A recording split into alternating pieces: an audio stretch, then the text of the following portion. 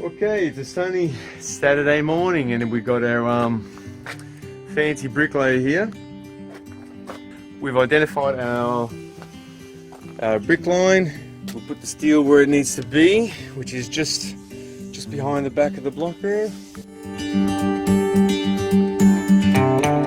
We need to apply waterproofing to the back of this wall, which is that black tar stuff, and we need room to do it. So what we can do is brick this up at once, but that's going to make it virtually impossible to get our hands down behind this wall, behind that section of the wall, and especially this bottom one here. Waterproofing on retaining walls is not especially important because it's getting attacked on all fronts by moisture and rain, but it is on the engineer's report and we're going to do it as best we can.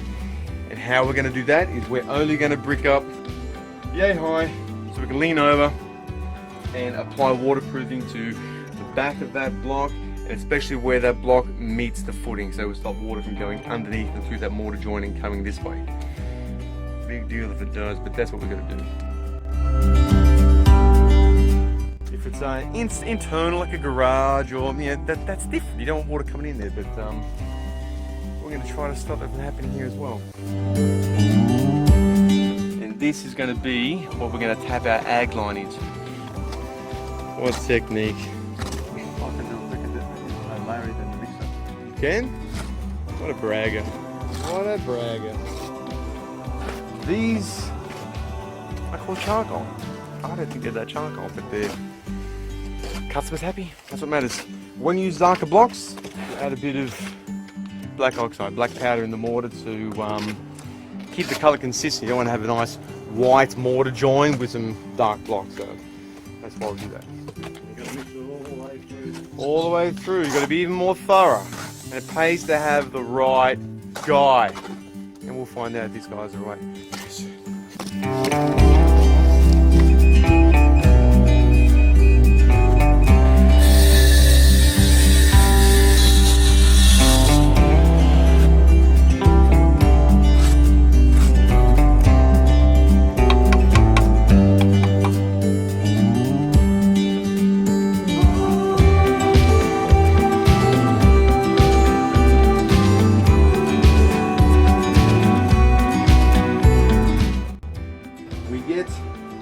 Coats of bitumen paint on. The next part of the process is using this flute, not sure what it's called.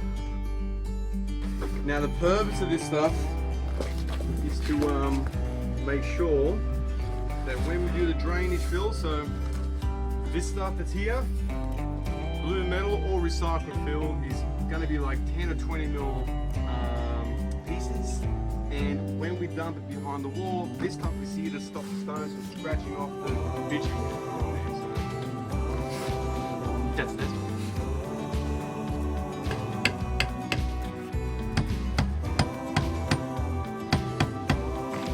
So we use our trusty concrete nails.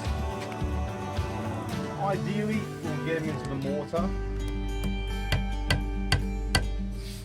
but they can go into the block as well. But without the core fill being in there, I want to dislodge the block, so that's what we'll do now to be safe.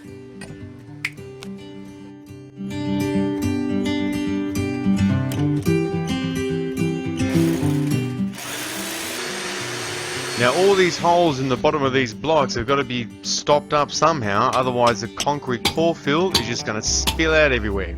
So this is my little trick to close these holes all along the wall. And it's really quite simple. All I've done is grab some foam, which is an expansion joint, tack to a 4x2 and pry it up against the block work.